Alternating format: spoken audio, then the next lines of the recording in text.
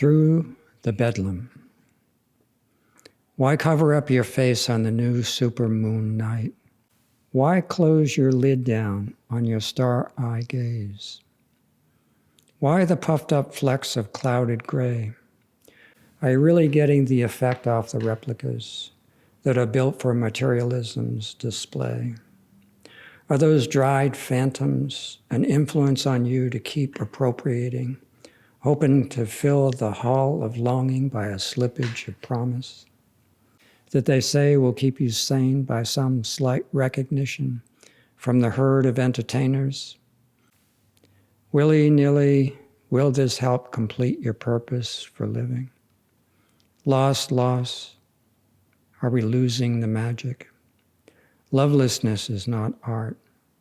The self-evident affirms it. Art is a provoker of beauty. Beauty is a provoker of love. Art is a provoker of the inseparableness. Unity is art's poetic cadence for fusion. Art's mythical, metaphorical leap blasts through the bedlam. And whether you tremble with the compulsions or you dance with a bear, the heart's open in rapture gives no sign of despair.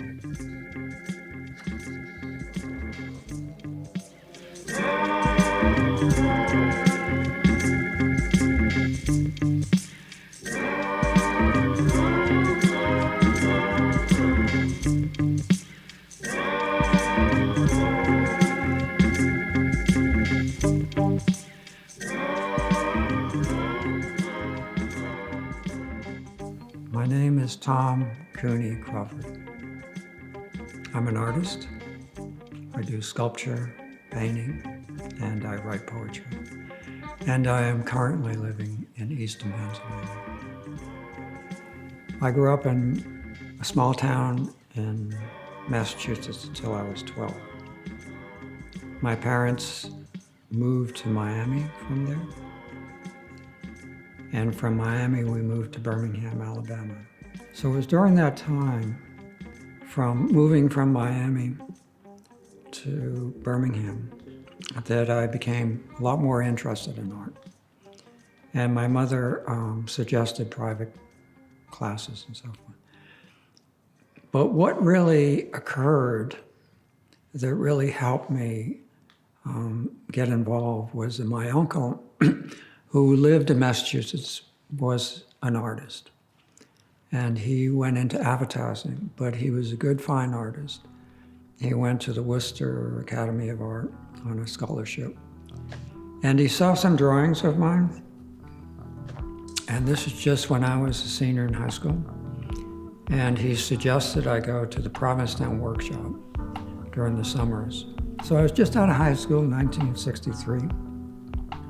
And I went back to the Provincetown workshop in 1964. During this time, I went to a small Jesuit college in Mobile, Alabama. And they had a very small art department. But the person who was head of the art department was a Renaissance Jesuit. He played classical guitar, he painted, he taught art history. He was head of the core group, and he sort of became my mentor. And because I went to Provincetown twice, during the summers, I was a little bit more advanced than these art students that were there. And so he gave me my own studio, and I sort of had kind of a gift of being liberated in this college to be known as an artist. And, you know, I was not trying to express this, but it just happened. So my junior year, I went to the University of Colorado, and I studied with David Hockney, who is a pretty famous artist who was living in California. And I studied art history with Hilton Kramer, who was a famous critic from the New York Times. And that also resonated into exposing me to real artists, real historians, and so forth. And then I went back and finished up my last year. And lo and behold to me, because I was not the greatest student, but in art I was okay. They gave me a President Scholar Award in art. And it was totally a surprise. Then I went from there to New York to the Art Students League and continued after that summer. Then I went to graduate school at Syracuse University. So all those steps were building blocks for me. Not that I was doing great work, but I was exploring and really getting to know this language and meeting these people. The summer in New York was the introduction into New York. Going to the Art Students League was that introduction. So it was all kind of building me in a way that was propelling my future. Going from Syracuse, I went to Rhode Island School of Design. Syracuse in painting, Rhode Island School of Design and Sculpture. And then I moved to Austin, Texas. I lived in Austin, Texas for 2 years. It was when I really started educating myself, reading and educating myself. And philosophically, I was already drawn towards wanting to understand my nature. I had met a poet in New York before I went to Austin, Texas, because I really liked his work very much. And so I wrote him a letter and explained this, and he invited me to come see him in New York. And I told him I was moving to Austin. And he told me to look up Raja Rao, who was an internationally famous novelist who taught in the philosophy department. He basically changed my whole scope of understanding, going to Easton thought, which has to do with non-duality. This is coming from a Jesuit situation, which has to do with Western way of thinking. And then being interested in the Gnostics, the Christian Gnostics, which were the hidden writings. They were only discovered in the 40s. That really brings out an Eastern way of thinking.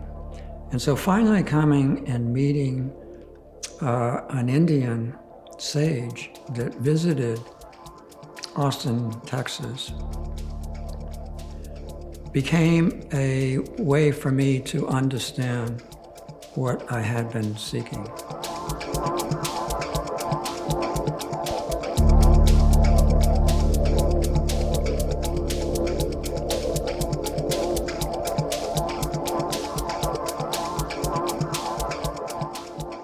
In 1990, I had been living in New York for many years. My daughter was 3, and Kristen, my wife then, and I decided that I would look for a teaching job outside the city to raise our daughter into a better environment, away from the city. And so I got a job at Lafayette College teaching sculpture, 1990. So that's how I arrived in Easton. I taught at Lafayette for about 6 years. And after that, I taught at Parsons School of Design in New York and Binghamton University and a few other places. So there was a pivotal turn in my life where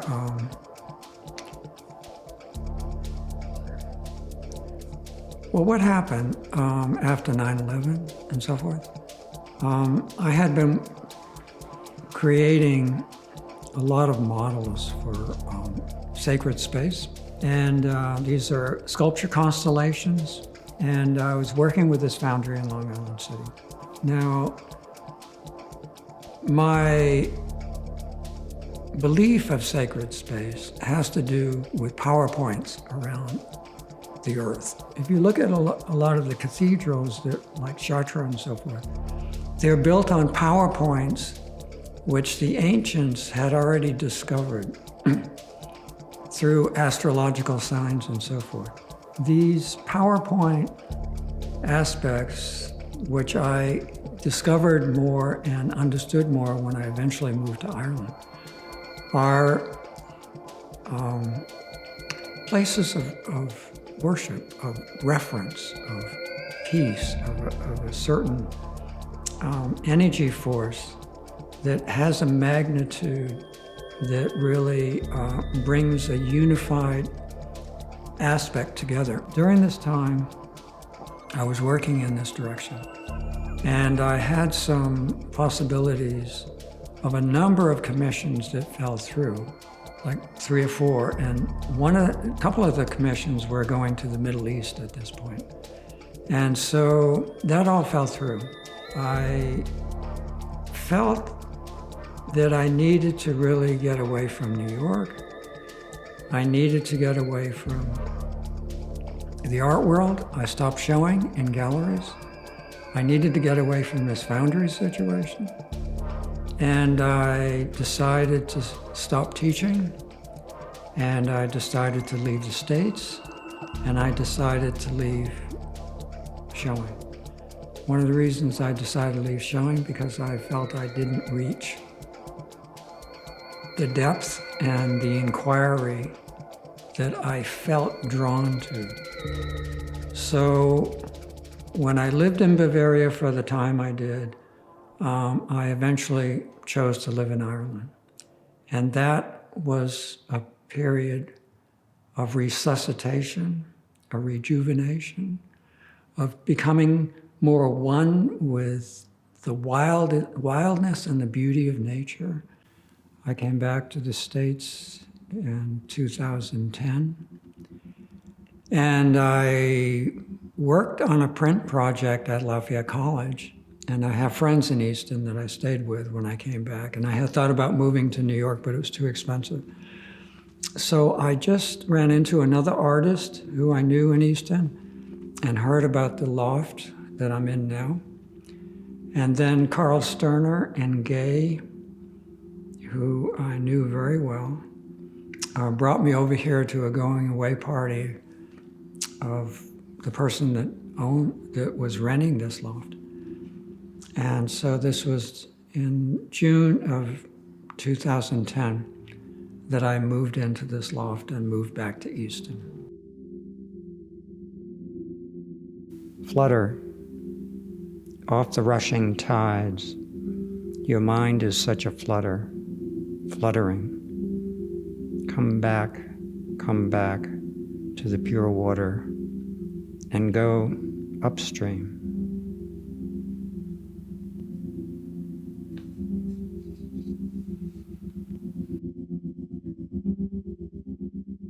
I think art that really scopes into the generosity has an entry point for different people. For example, a lot of the iconography I use is readable, but not necessarily totally readable. Like there are suggestions of, say, the cosmic tree, for example, which is an archetype. And anybody would recognize, okay, there's a treeness there, for example. So you don't have to think about archetypes. You don't have to think about ideology. You don't have to think about art history. It's there. The coloration of something has a dynamic proposal to the viewer that might be pleasant. And so you don't have to be, an art professional. It's in you, you feel it. I mean, to me, art is a metaphor of corollaries and ideas and motion of language to point to something greater that we cannot facilitate in a literal way. It's poetic. And it poetizes itself through a language that's made not to give you the literal. And so that suggestiveness is a trickster. It tricks us to let go of our mind. It tricks us to relax. And when we start relaxing, our ego lessens, disappears, and our truer spirit is in a contemplative way, feeling and at peace.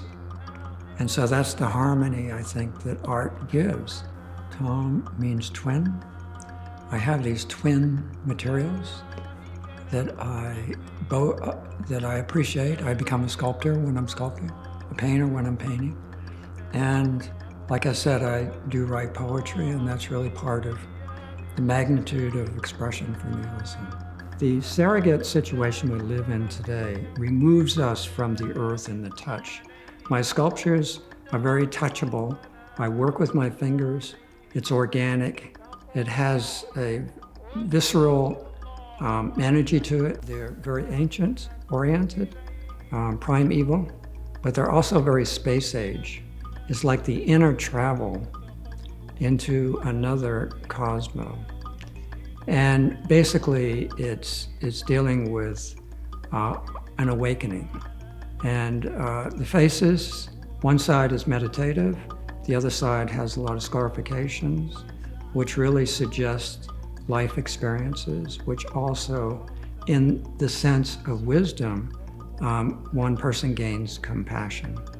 The energy forces of it are inside, and the expression is in silence and stillness. The paintings also, I use all kinds of complexity, from hands to scratching to feathers to this, that, also to capture the imperfection of the beauty of nature.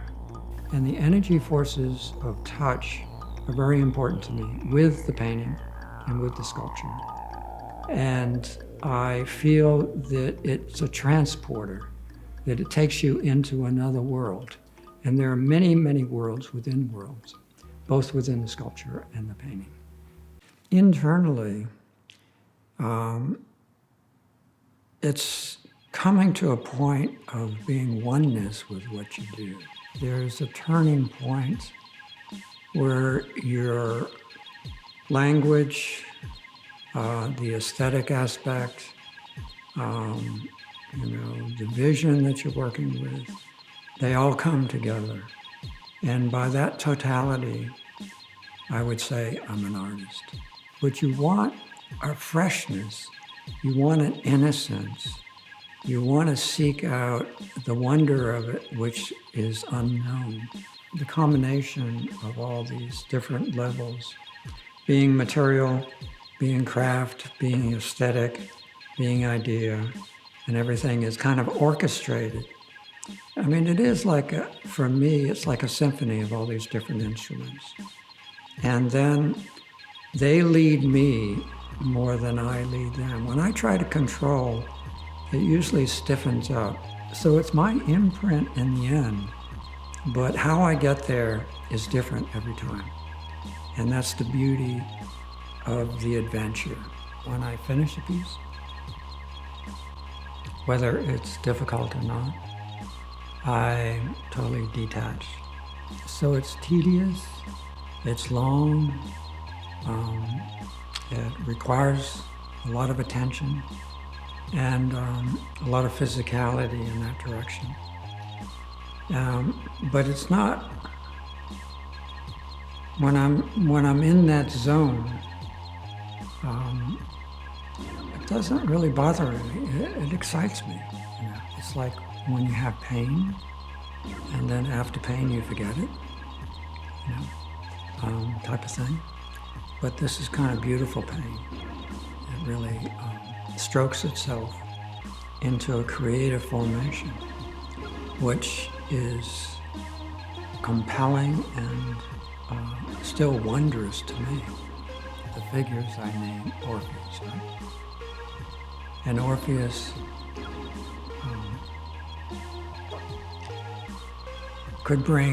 he would bring chaos into harmony through the instrument and music and song. And so every challenge for me is exactly that type of transformation, that type of growth into awakening. So you could say that each one, I am experiencing that. And so how I bring it together is the definition of my character. Somebody else would do it another way, someone else would do it another way. But the definition of my character needs to be transformed. If it doesn't transform into the universal, then the gravity of my character has stopped that. And that's where the ego comes in, maybe, where the ego-less allows the clarity, the intensity to really transform beyond the personality. So, in one sense, my personality is there, but it's destroyed. I destroy it. And I feel that at this point, I understand that I've been given a gift, and that I understand that I give the gift onward. And art, even though it's a commodity for so many people, is, and it has started that way since the beginning of time immemorial, is a gift in different dimensions. But it always was qualified not as a commodity, but as something that had a power to it to heal, a power to it to give beauty, a power to it to bring harmony out of chaos, the power to it to give that moment of stillness and transcendence that keeps us in touch with our inner core of what we are as human beings. So that's been my journey, and that's how I've come to be where I am right now.